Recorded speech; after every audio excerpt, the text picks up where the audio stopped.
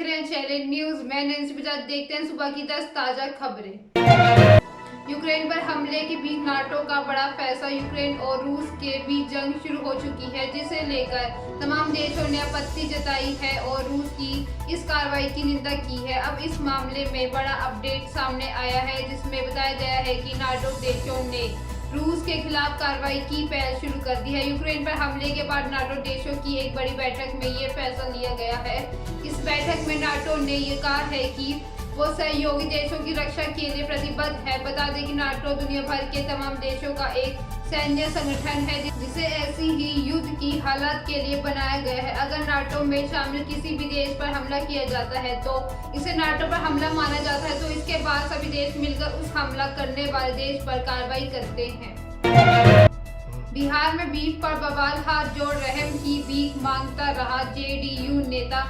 बिहार के समस्तीपुर में एक स्थानीय जदयू नेता के अपहरण और कथित तौर पर मारे जाने की एक हफ्ते बाद पुलिस ने बुधवार को मामला दर्ज किया। इस मामले में 3 दिन पहले एक वीडियो वायरल हुआ है, जिसमें बताया गया था कि कथित तौर पर उसे हत्या में शामिल होने के लिए मारा गया है। पुलिस के मुताबिक आरोपी ने सांप्रदायिक तनाव भड़काने और हत्या की जांच को मोड़ने के इरादे से वीडियो पोस्ट किया था। पुलिस ने 35 वर्षीय मोहम्मद खलील आलम की हत्या धार्मिक वजह से किए जाने से इनकार किया है। उन्होंने कहा है कि आलम को रेलवे में एक युवक को नौकरी देने के अपने वादे को पूरा करने में कथित तौर में से विफल रहने के लिए मार दिया गया था। वीडियो में दिखाया गया है कि पीड़ित जदयू नेता हाथ जोड़ के रहम की भीख मांगता रहा और बोला कि अब भीख नहीं खाएंगे, लेकिन उसे पीट कर मार डाला गया।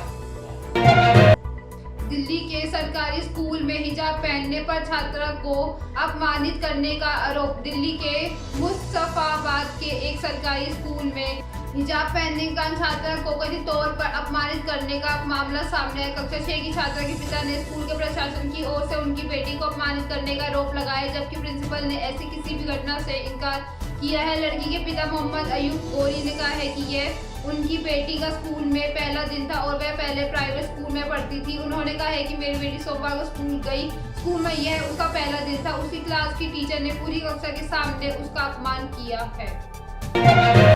ऑफलाइन की होगी 10वीं 12वीं की परीक्षा। देश भर में 10वीं और 12वीं कक्षा के स्टूडेंट्स के लिए बोर्ड परीक्षा ऑफलाइन मोड में ही आयोजित होगी। ऑफलाइन परीक्षाओं को रद्द करने की मांग वाली याचिका बुधवार को सुप्रीम कोर्ट ने खारिज कर दी है। सुनवाई के दौरान जस्टिस AM खानविलकर ने कहा है कि इस तरह की याचिका पब्लिसिटी पाने के लिए दायर की जाती है। उन्होंने कहा है कि ऐसी याचिकाओं को स्टूडेंट्स में भ्रम की स्थिति बन जाती है। कोर्ट ने इस तरह की याचिका दायर करने पर रोक लगाई है। कहा है कि याचिका में CBSE, ICSE और NIOS समेत अभी सभी राज्यों की तरफ से आयोजित की जाने वाली ऑफलाइन यानी फिजिकल बोर्ड एग्जाम को रद्द करने की मांग की गई थी। इस मामले में कोर्ट ने मंगलवार को सुनवाई की अपील मंजूर की थी।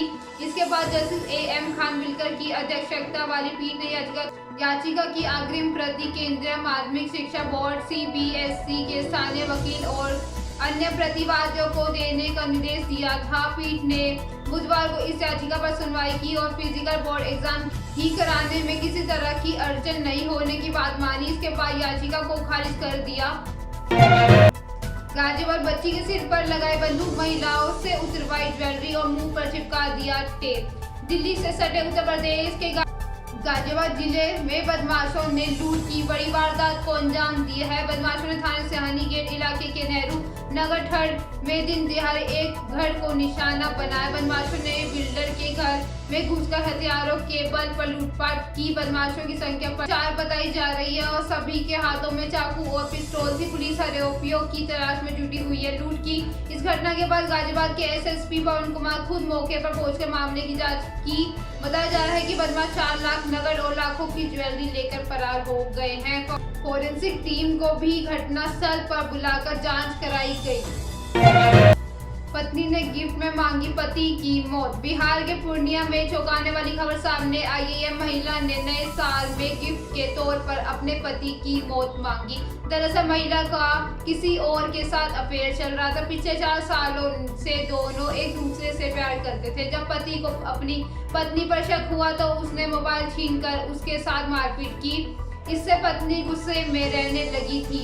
इसके बाद आरोपी प्रेमी ने जमीन बेचकर 5 लाख रुपए का इंतजाम किया और प्रेमिका के पति की सुपारी दी। हत्या 31 दिसंबर की रात की गई थी। पुलिस ने हत्यारोपी पत्नी, उनके प्रेमी समेत 5 को गिरफ्तार कर लिया है।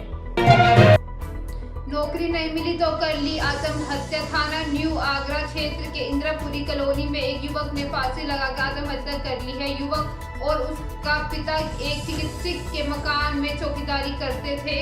रात को युवक की ड्यूटी थी। सुबह जब पिता पहुंचे तो उसने बेटे को फांसी के फंदे पर लटका पाया।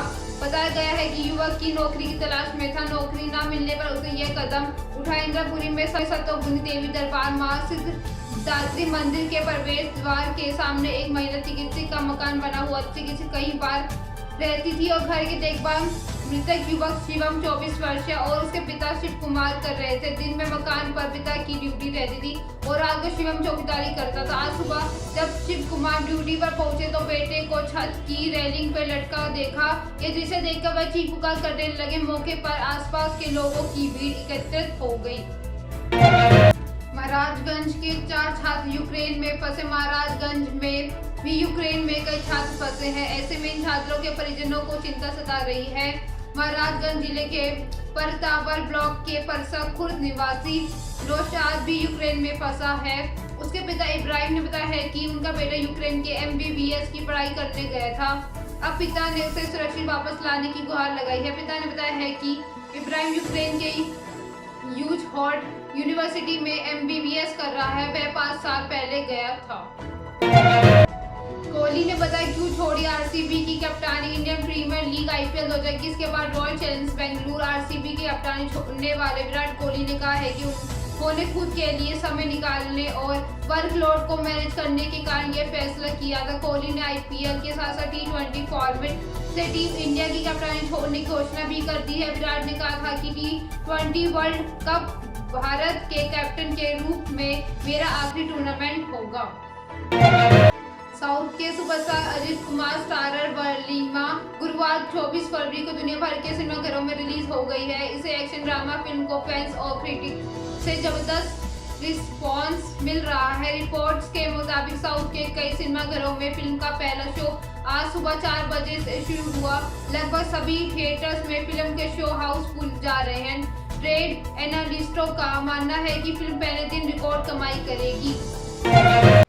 ये थी सुबह की 10 ताजा खबरें। ऐसी अपडेट्स के लिए बने रहे हमारे चैनल को लाइक करें, कमेंट करें एंड सब्सक्राइब करना ना भूलें। धन्यवाद।